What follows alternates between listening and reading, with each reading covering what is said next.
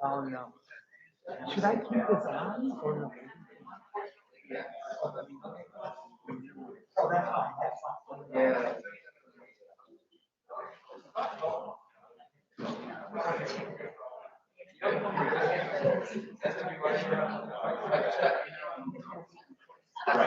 Oh yes, I'm sorry, I'm not meeting.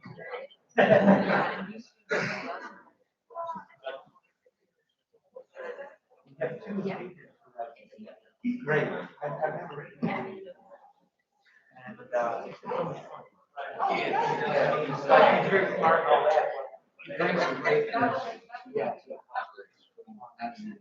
So yeah, so that's been good.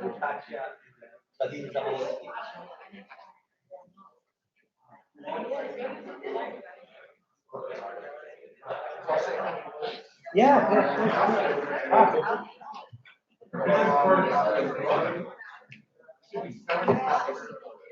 I know. Well, the publisher told me that 70% of the books they sell are through Amazon. So they don't do many actual physical sales like this setting. So, wow.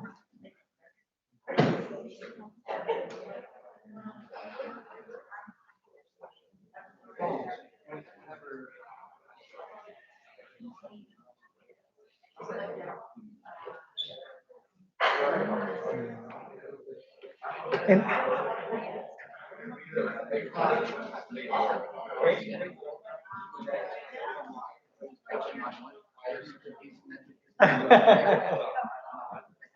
yeah. Schelling has this equilibrium like people they don't rationally allocate themselves enough. Yeah. Oh, there you go. There you go. Now that you got me one with my jacket on, I think I can take it off maybe.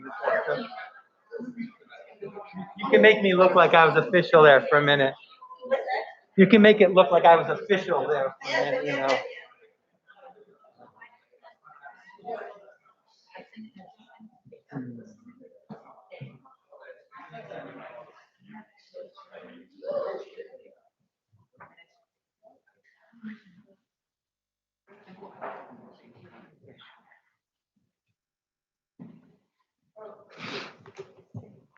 I guess we'll get started.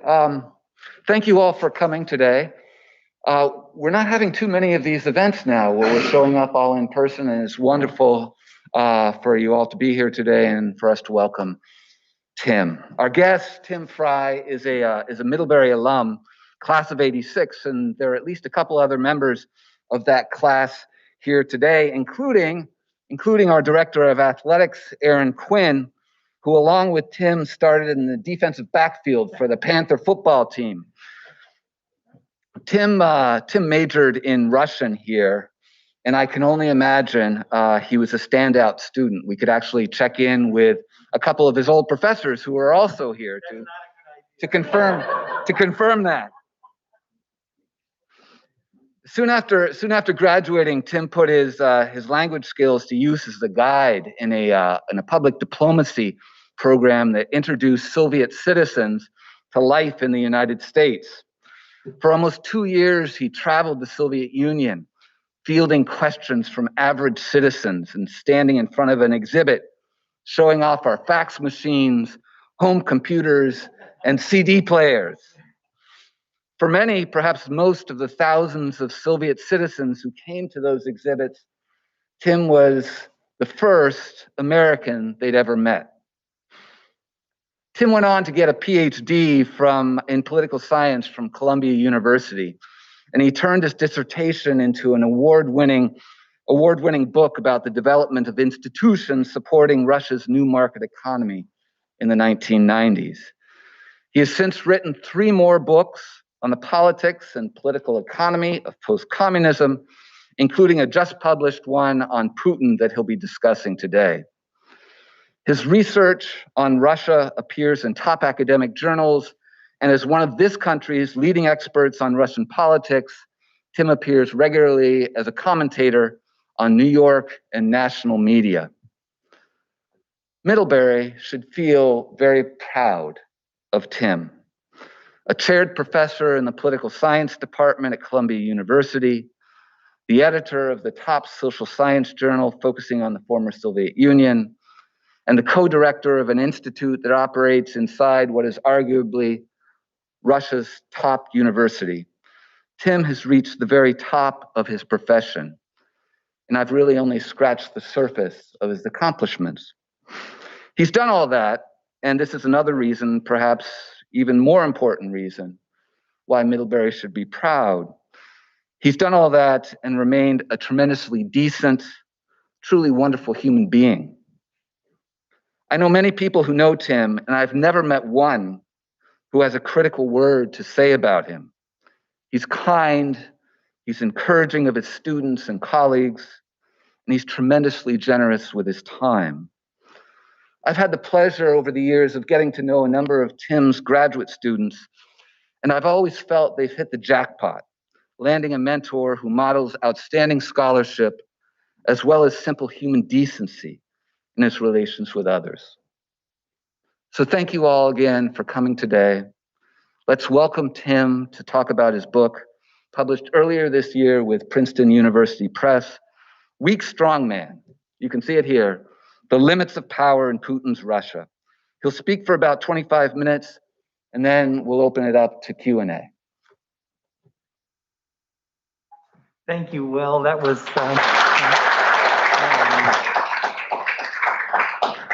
thank you. That was a much over generous introduction. Whether Middlebury should be proud of me, I'm certainly proud of Middlebury, and it really has changed my life. And I hope that for all the students here, that it is as transformative for you as it has been for me. On bad days, I curse Middlebury for sending me off on this path of this unusual, kind of crazy path to study this difficult to study place with not great food and not great weather, and where it's becoming increasingly difficult to do the kinds of basic academic research that we all really value. But those days are few. Most of the days are great, and I really owe so much to Alia and Kevin and all my former professors here, and to the Middlebury community, because as I've been, going to Russia for these now 37 years, I always run across Middlebury people, and they've just been a tremendous, a tremendous source of joy for me, and have really helped me along the way. And I should also thank Michael Krause as well, who was my teacher back in the day as well. So thank you very much. Let me turn to the book. There's a lot of books about Russia. There's no shortage of books about Russia. Go to any bookstore and there are stacks and stacks of them. So how is this book different? Why did I take the time to write this book? Well, the book is really an attempt to improve our public debate about Russia, which I think, despite a lot of great reporting, is often really simplistic and politicized. So what I try to do is translate the best academic research we have on Russia for a generalist audience. So it's really for people who are not necessarily Russia experts, but for people who are Russia curious. And the book speaks to a host of interesting questions. Is Putin popular? Do elections matter? Is Russian propaganda effective? Is corruption as bad as they say? And I do three things that I think make this work different from a lot of the other books out there. First, I critique two of the most common ways that people approach studying Russia. I call one Putinology and one the kind of exceptional Russia hypothesis. Second, I try to make academic research accessible because Russia has been a great place to actually do academic research in the last 20 years, but that research has made zero impact on the general public debate about Russia. And then finally, I mix in many personal anecdotes of my adventures and misadventures in Russia over the last 30 years, from being the inadvertent target of a honey trap by the KGB in 1988, to witnessing the 9/11 attacks from Moscow, to running this center at the Higher School of Economics for the last decade. And I think those experiences are important because they give some credibility to the story. They're fun to read about, but they also shed light on Russia in ways that are difficult to come by unless you actually spend a lot of time there. So first, let me start off by talking about the two most common ways we try to understand Russia in the general press. One is to say Russia is an autocracy. It's ruled by a single individual. If we want to understand Russia, we need to understand Putin, right? So you know Putin, then you know Russia. That's the important thing. People explain Russia by Putin's background. He was in the KGB. He grew up poor in Leningrad. He was a city official in Leningrad in the 1990s when there were many opportunities for corruption. And if we really want to understand Russia, we just need to kind of put Putin on the couch and understand him. I'm caricaturing only a little bit, but I am caricaturing. I'll give you that. Another view is the exceptional Russia hypothesis, which says Russia is a unique history and culture, and that if we want to understand what's going on in Russia today, we just need to look at Russian history and culture, and that Russia has unique values. And in some forms, this takes a view that there is such a thing as the kind of Homo post-Sovieticus, right? Having lived through the Soviet experience, Russians have attitudes and values that are different from other people, and that explains why Russia is different. So just to give one example, in 2003, turning point in Russian history, when Vladimir Putin and the Russian state expropriated the largest private oil company in Russia from the richest person in Russia at that time, Mikhail Khodorkovsky. Right?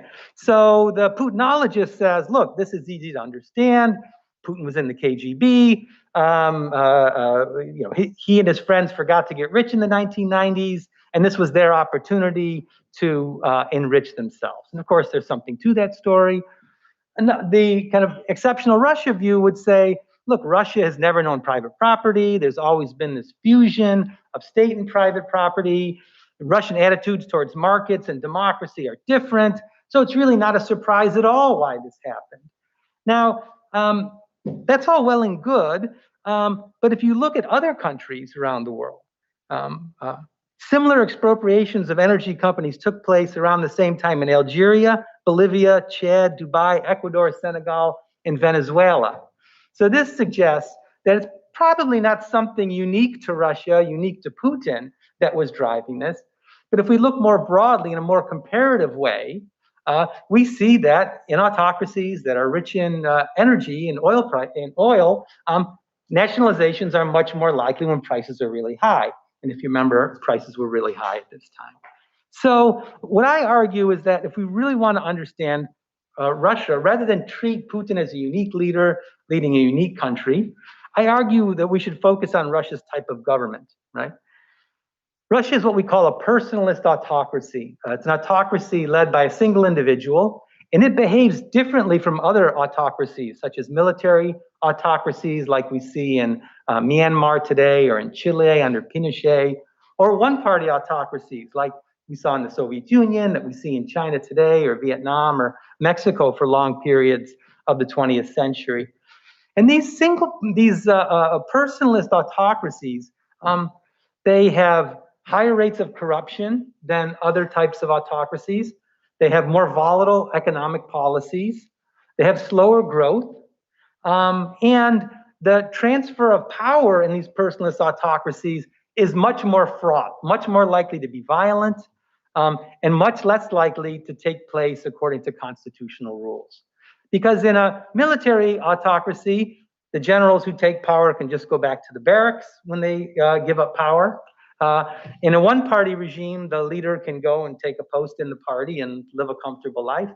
But in a personalist autocracy, there's no soft landing pad should you ever want to get out of politics, right?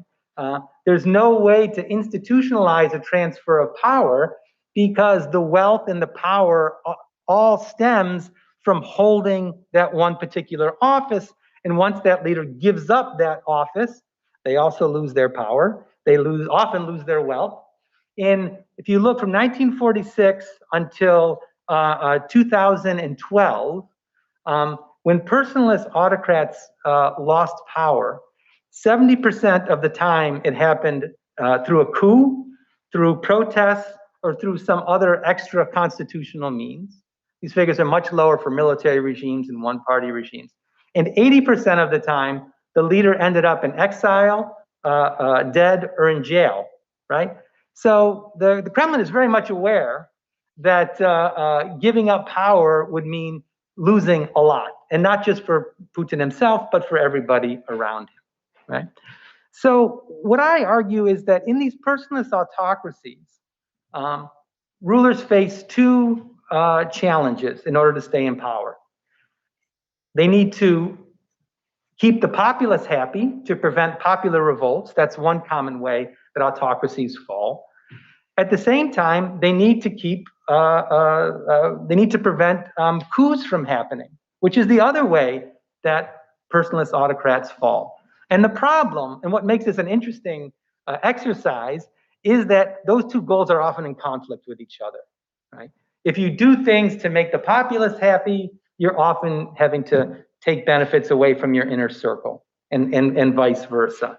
So this forces these really difficult trade-offs. For example, personalist autocrats like Putin, they use corruption to reward their cronies, but they can't do it so much that the economy tanks and people take to the streets, right?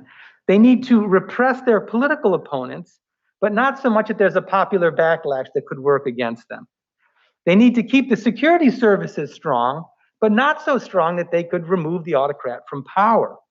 They can use anti-Westernism to rile up the base, but not so much that it sparks an actual conflict. They need to cheat on elections in order to win, but if they cheat too much, it signals weakness, as we saw in Belarus last summer, where the leader claimed to have won 82% of the vote. People didn't believe him and they took to the street. On the other hand, if they cheat too little, they might actually lose the election, right? And then becomes a difficult decision about whether or not they would recognize that loss. They need to manipulate the news, right? But not so much that people stop watching, right? So the point here is that we often think of Putin as omnipotent because he is the autocrat. He doesn't face any open political challengers. But this is not the same thing as saying that he's omnipotent, right? He faces all of these difficult constraints and trade-offs. And that's what makes Russia an interesting place to study. It would be a boring place if Putin just got up in the morning, gave orders, and everybody just said, yes, I'll go along with that. So rather than treating Putin as all-powerful, this book highlights the difficult trade-offs that it has to make on issues ranging from election fraud and propaganda to foreign policy and the economy. The second way that the book is different is I translate a lot of the kind of cutting-edge social science research on Russia, done as well by Professor Pyle, among others. And it's not well recognized, but Russia has been a great place to do research, right? If you think about other autocracies that are interesting places, Iran, Saudi Arabia, North Korea, There are lots of interesting autocracies out there where you just can't do the kinds of research that is really highly valued in academia. Even in China, the constraints on doing elite interviews or conducting surveys are far greater than we see in Russia, although it's getting very difficult in Russia in these last few months. But for most of the last 25 years, Russia has been this great place to study. In part because there are really good Russian scholars. We've really benefited from the kind of internationalization of education. And I've had as many Russian scholars as co-authors in the last 15 years as I've had American co-authors. And that's been really phenomenal. And that's hard to find. We've also had very good public opinion research in Russia, surprisingly, in part because the Kremlin is the biggest orderer of public opinion polls. They consume public opinion polls at an incredible rate. And what this has done is they've generated a lot of human capital so that we can conduct relatively high quality surveys. Right? So in the book, most Russia books, the journalists are reporting about their personal experiences or people are interpreting historical events. What I do in the book is I show how my colleagues and I collect data to figure out whether or not respondents are lying when they answer the question about whether they approve of Putin's political activity. The numbers have been really very high, and it's a natural question to ask, is he really popular or not? Russia provides tremendous electoral data at the district level so that we can figure out when they're fudging the numbers. Scholars have used big data techniques to identify political ties between political and economic elites.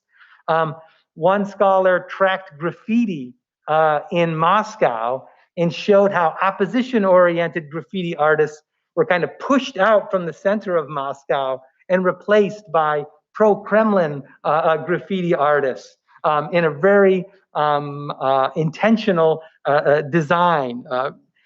This is a great paper. Other people look at archival data to show how districts in Russia that experienced the purges in the late 1930s at particularly high rates also experienced lower rates of turnout in the 1990s. We follow the Kremlin's efforts to use bots to try to manipulate public opinion, and we can follow the Russian television channels to see how they too try to sway public opinion and use propaganda. So the book draws from a lot of this really rich research. And I think even, Russia experts like me, it's hard to keep up with the literature. I can keep up with my little narrow area, but there's lots of areas where good research is going on. And I hope that, people who do have some Russia chops can also benefit from learning about this research. So the last way that the book is different is that it draws on a lot of my personal experiences. And if you'll allow me a couple of anecdotes, Will mentioned this job I had in the late 1980s, traveling around the Soviet Union. It was the best job I'll ever have. I mean, without a doubt. I like my job at Columbia. It's great. But to be, 23, 24, running around the Soviet Union at a time that we all understood was a historic moment for the country, and interacting with Soviet citizens in Tbilisi, Tashkent, Irkutsk, Magnitogorsk, Leningrad at the time, not St. Petersburg, Leningrad, and Minsk was really one of the highlights of my life. And so I recount some of the tales in the book of interacting with Soviet citizens. And one of my favorites comes from Georgia, where a man came up to me and said, you have unemployment in the United States. That's really terrible, isn't it? And we don't have that here. We have planned economy, full employment. He said, but I know that you also have something called the want ads. So how can both of these things be true, right? And I thought this was just a great example of, Soviet citizens knowing that they're being fed propaganda and truth, but they don't know kind of how much weight to put on either of them. And here he was trying to figure this out.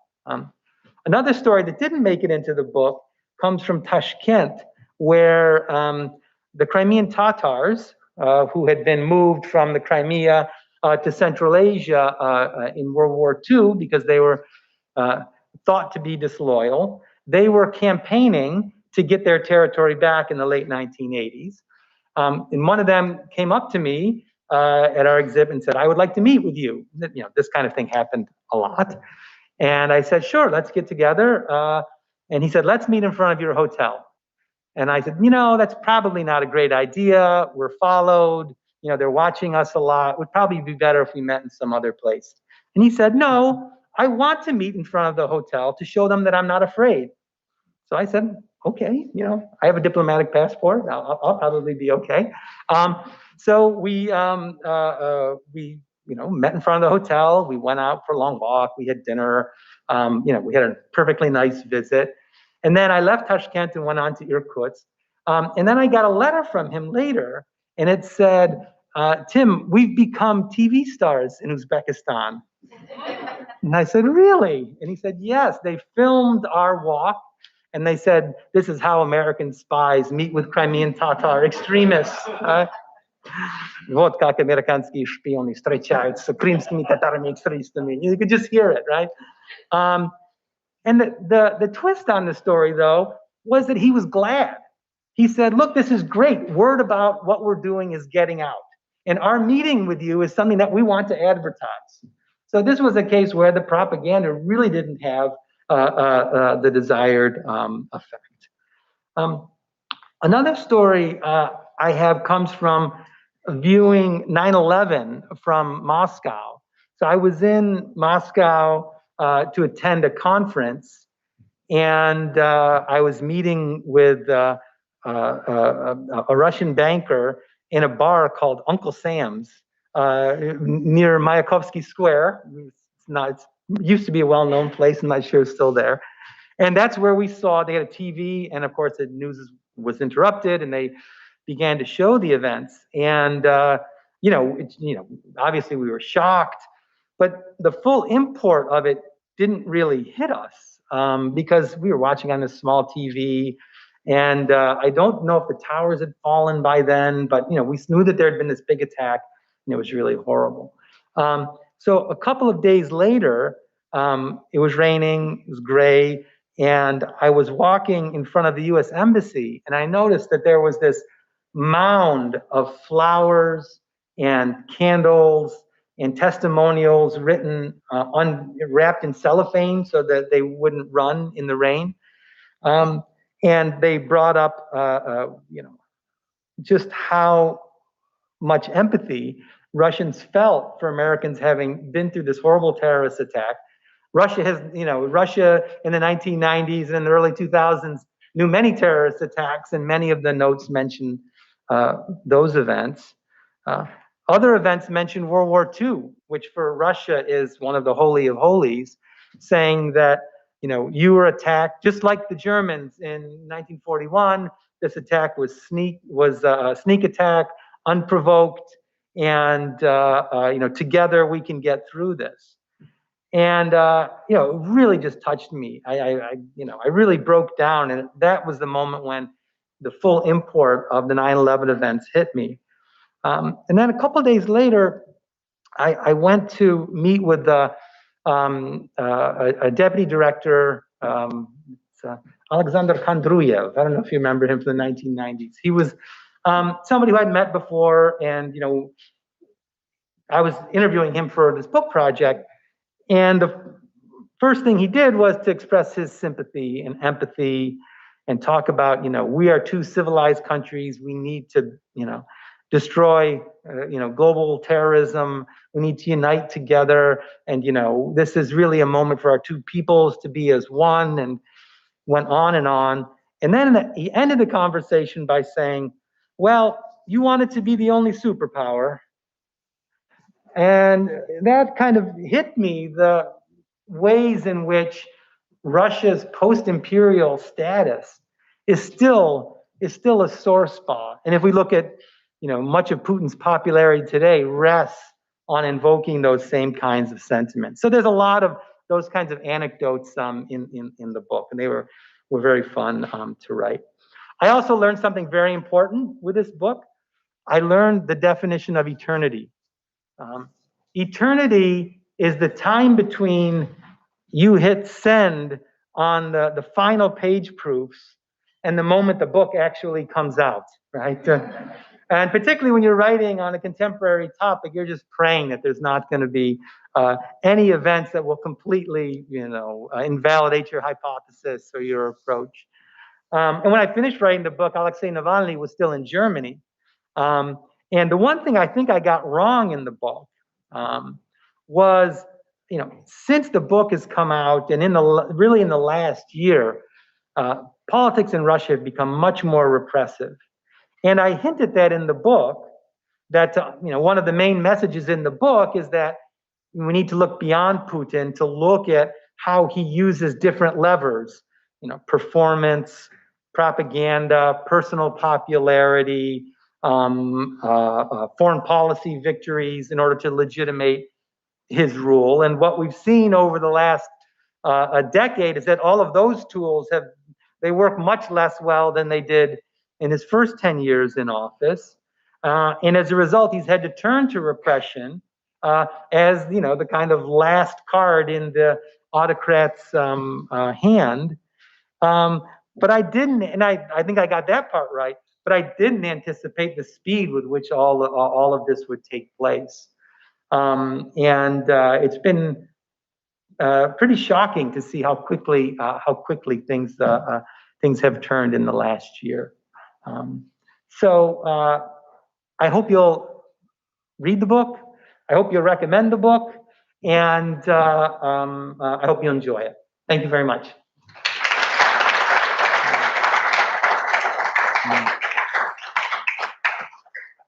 So I think we'll open it up to questions now, and following the Middlebury tradition, we'll start with a student. And Tim, I'll just let you field questions on your own. Usually when I teach, I cold call on the students. I have I randomly select 15 students, and they have to answer the first 15 questions. So you are all getting off easy.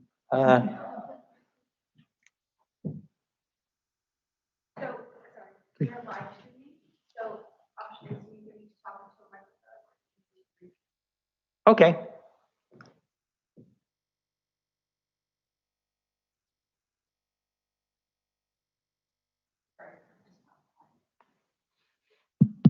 Here we go. And you'll have to come up here. We haven't done this in a while. Is this good?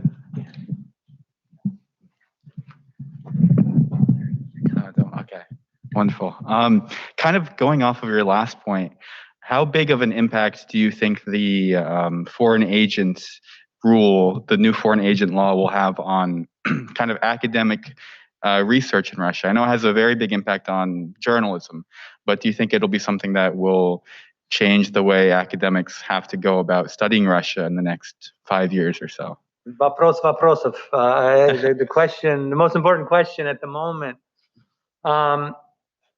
There are tools other than the Foreign Agents Act that can be used in order to restrict academic research, and we've already seen over the last decade many really talented Russian scholars leave Russia, and many of whom had planned to make their career in Russia.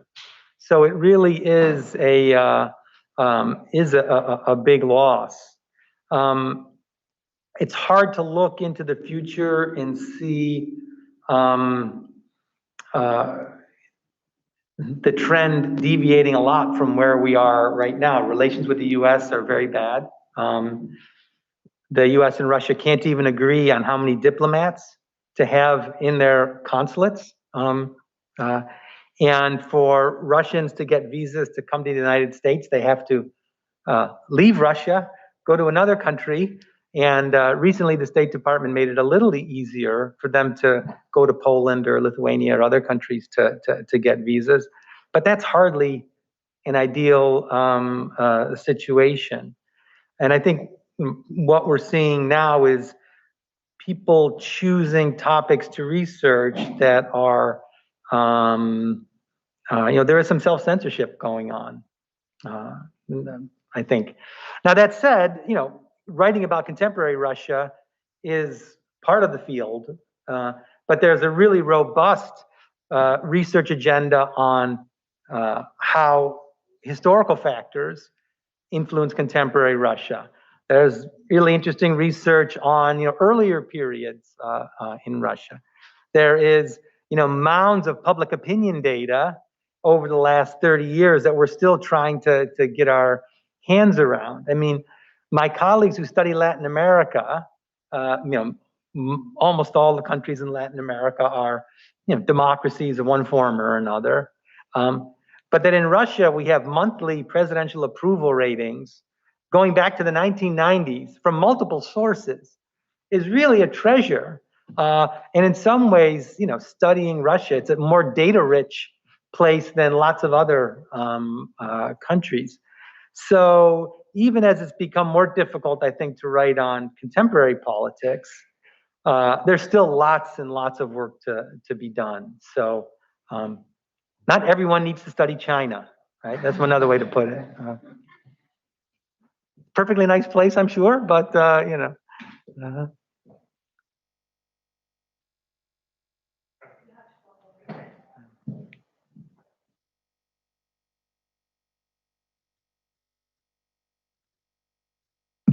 If one can believe the popularity of Putin, why is he so terrified of Navalny? Great question. So, we had this research from 2015 where we tried to figure out whether or not Putin was popular. And we did this really sneaky survey technique. And what we found was that, it was hard for us to rule out that people were actually telling the truth. So we think that the public opinion, on Putin's approval in 2015 seems to be genuine. There are a number of indications that he has become much less popular. His approval ratings have gone from, in a very direct question, from the mid-80s to 60. Questions about trust in Putin. There's a question where Russians are asked, name 5 leaders that you trust. So 3 years ago, 60% of respondents named Putin. Now only a third of respondents named Putin in that kind of open-ended question. So there's a lot of evidence that he's not nearly as popular as he was. So that's motivating, I think, part of the reason why the reaction to Navalny was so strong. Another reason is Belarus. Belarus was thought to be the most sleepy, the most stable autocratic regime.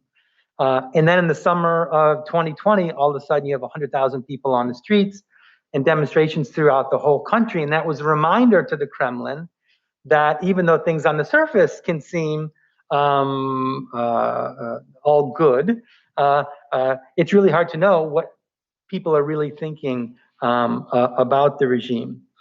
Another factor is when personalist autocrats lose office, they have a lot to lose. Not just them, everybody around them loses too. So the stakes for losing power are so high that that really gives an incentive to take any kind of threat seriously. And finally, Putin is balancing these 2 threats that he's facing, like all personalist autocrats, the threat of a popular revolt against the threat of a coup. And Navalny has made a lot of enemies over the years. You tend to do that when you reveal people's villas and mansions and yachts that they got through who knows how. Well, we know how, but precisely how. And the puzzle to explain with Navalny is not why he was arrested and put in jail. That's easy. In an autocracy, that's easy to explain. That's what happens to political opponents. The puzzle to explain with Navalny is why he was allowed to operate for 10 years putting up these videos of very powerful people in Russia that were incredibly embarrassing. And he was very funny and mocking in these videos. If you get they're great entertainment, whether you agree with them or not, they are very well done. And I imagine now that Putin is not as popular as he was, the economy's been stagnant for a decade, the overwhelming approval of Crimea, which gave him a 4-year boost in popularity, is worn off. The government is still seen as corrupt. That in dealings with his inner circle, it becomes harder for Putin to say, no, let's not arrest this individual. He'll be more trouble as a martyr than he is actually on the streets. But at some point, Putin's position is weaker versus vis-a-vis, his inner circle, who, there's a lot of people within Putin's inner circle who I imagine, like in any autocracy, think that they could be a pretty good autocrat as well. So, I think all of those reasons are why, I've never had a conversation with Putin. I don't read his diary. I don't know what he's thinking in any moment. But if we look at how personalist autocracies tend to behave, that would really be why we see what looks to be an overreaction might actually be a sensible policy from the point of view of the Kremlin. Yeah, over here.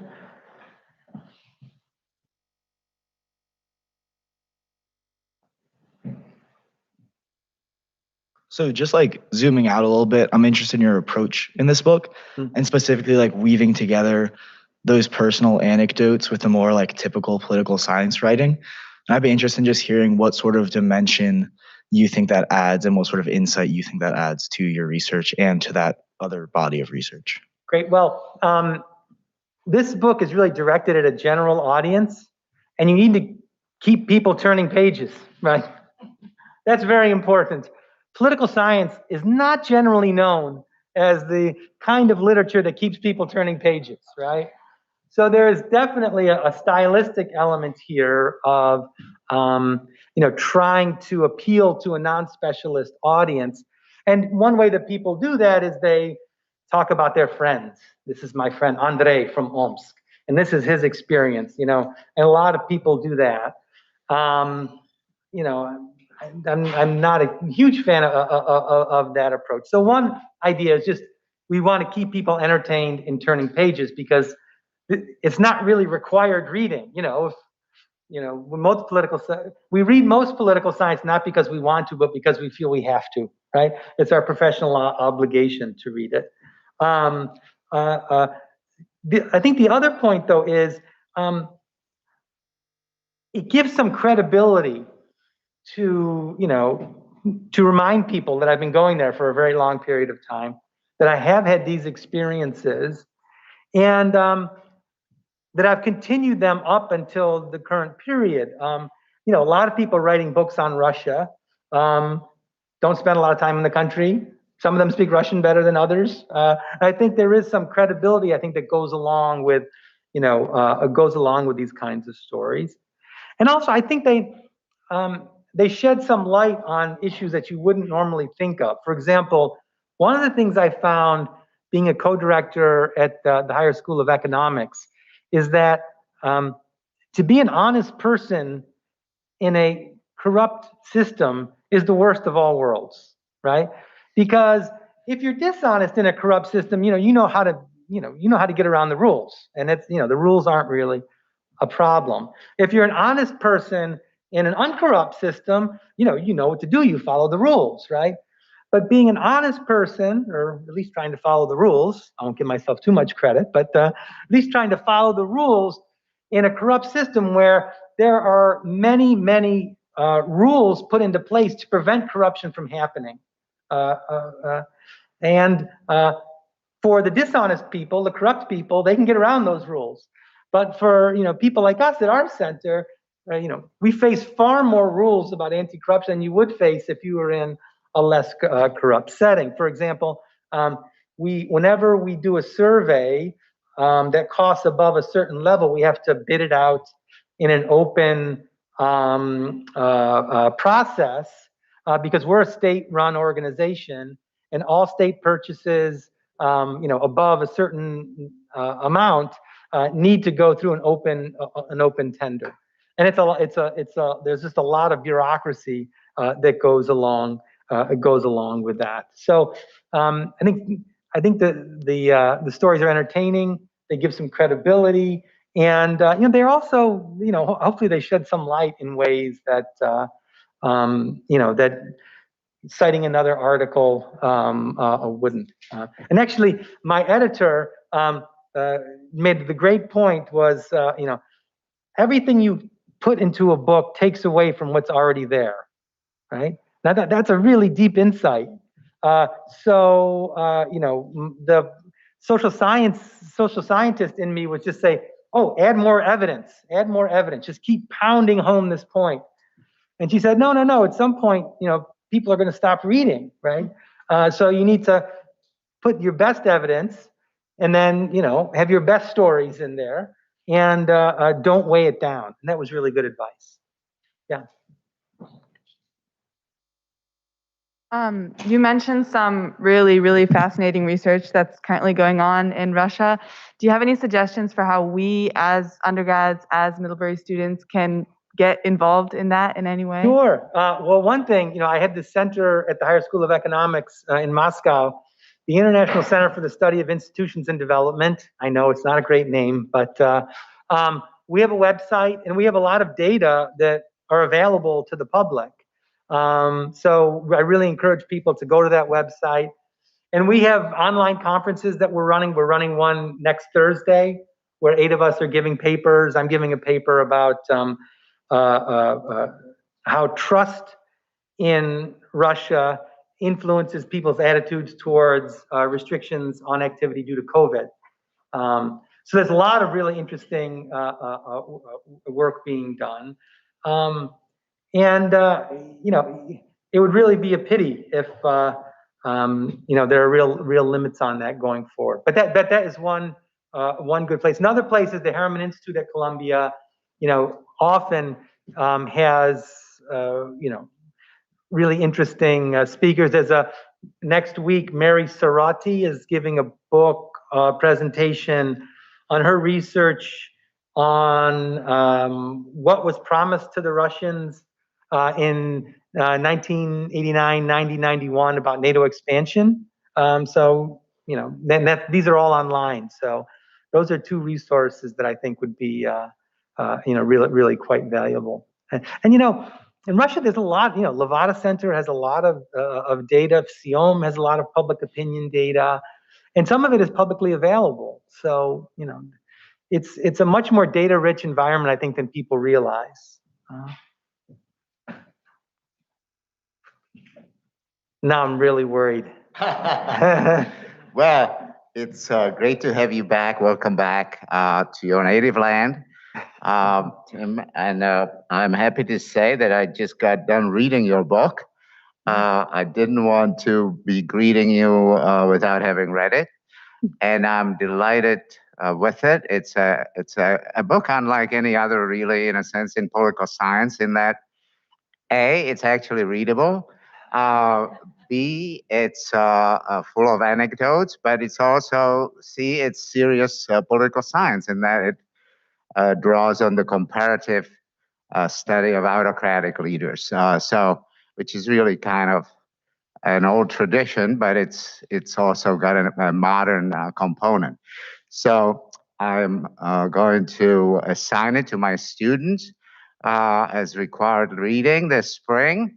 And we'll be talking about your book the whole spring, maybe 2-3 weeks anyway. So I have a question for you, which has to do with your distillation of thinking about Putin and Putin as the man, Putin as the leader, Putin among the elites and his people and so on. And we are now at a peculiar time, as you said. We have reached the bottom in our relationship with Russia.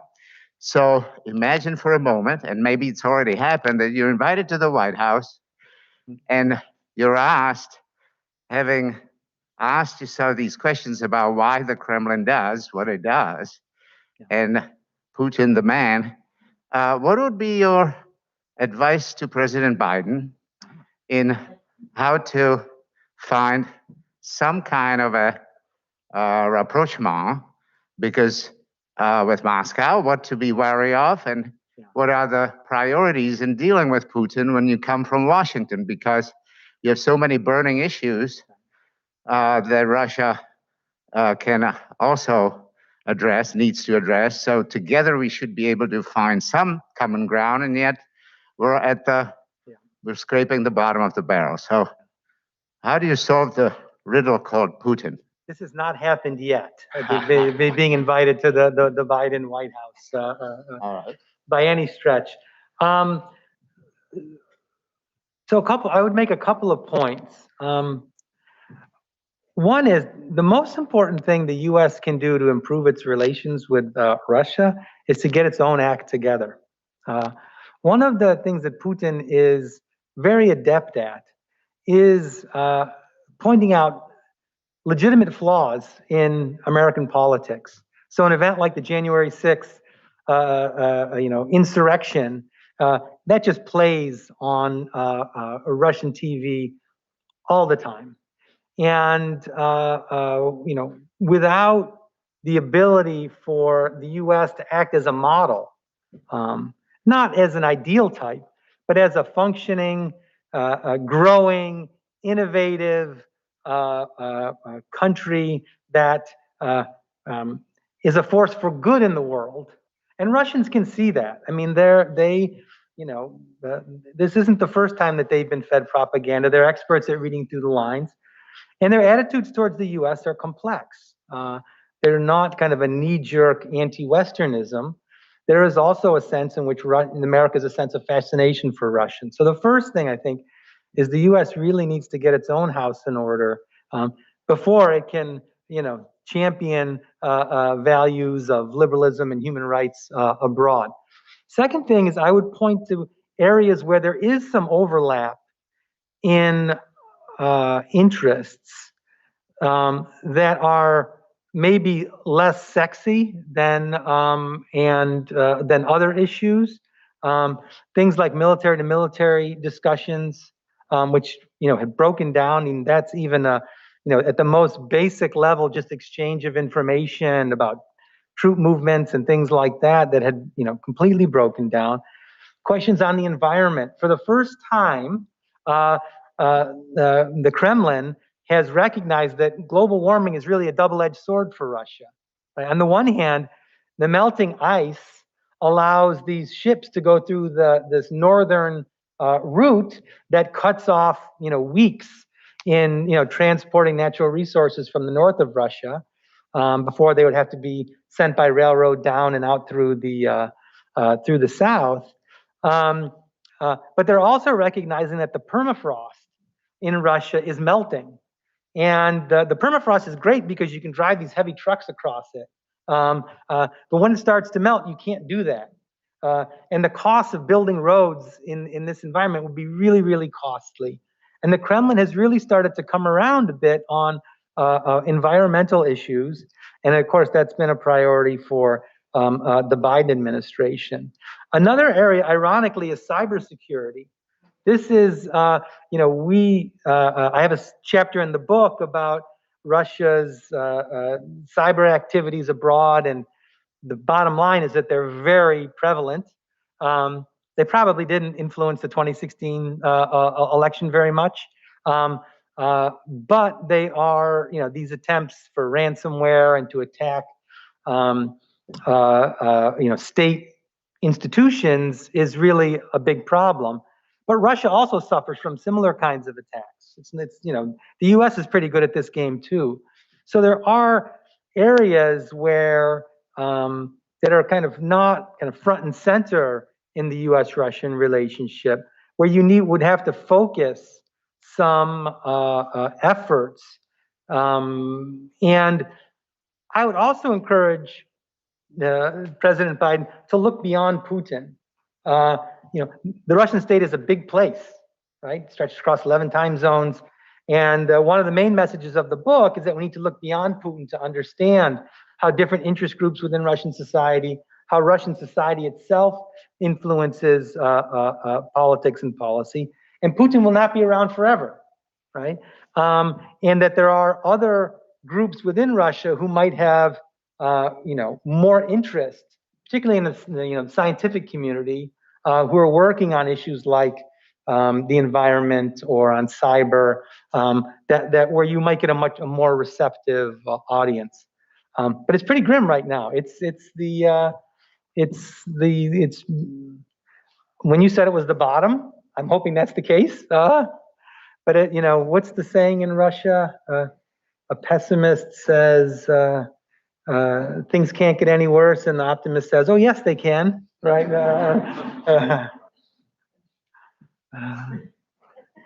Yeah, please. With the rise in like authoritarian and far right movements that we've seen across the globe in the recent years, how do you think that would impact Russia right now, or Putin's policy, or his hold on power? Right. So any movements that weaken the appeal of kind of traditional Western liberal democracy are good for Putin. I'm not a big believer that the Kremlin is really behind all this, that he's the Wizard of Oz behind the curtain pulling all the strings, because there are lots of reasons within these countries, Hungary, Poland, the US, Turkey, Venezuela, why democracy is struggling. And I think the Kremlin likes to take credit for pushing these events along. And I think their influence is not that great.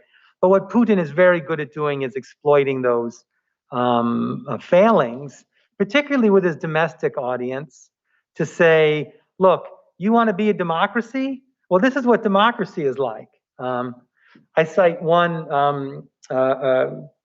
anecdote in the book where one of my colleagues at the center, who's from Germany, spends a lot of time in Russia, and he watches the Russian TV. And he sees, strikes in Germany and fires and, other kinds of bad things, floods and everything happening. And he's terrified to go home. And then he gets back to Bremen, and, Germany, things are normal and peaceful. So any of these movements that kind of discredit kind of Western liberalism are things that Putin uses in order to convince his domestic public that that it's not worth their effort to try to protest and change, because not because the Russian government is so great, but because all governments are bad, right? Yes, yeah, it would be for Kremlin officials to say, look, Russia is not corrupt. Russians would just not believe that. But for them to say, look, all governments are corrupt. Look, all elections are manipulated. There's election fraud in every country. Russia's no different. That's a very powerful message. And to the extent that we have, these election audits going on around the country, the most direct effect is how it influences American politics. But it also, I think, has this indirect effect of allowing, and it's not just Putin, Orban in Hungary and Kaczynski in Poland and others, they play on this to say, look, even in the bastion, so-called, self-proclaimed bastion of liberal democracy, elections aren't all what they're cracked up to be.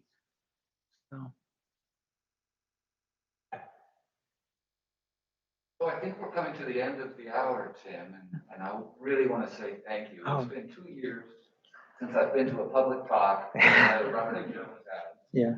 Yeah, I've got to say, you made it worth the wait. Well, thank you. It's been 2 years since I gave a talk, so public talk. So please join me in thanking Tim for his wonderful presentation.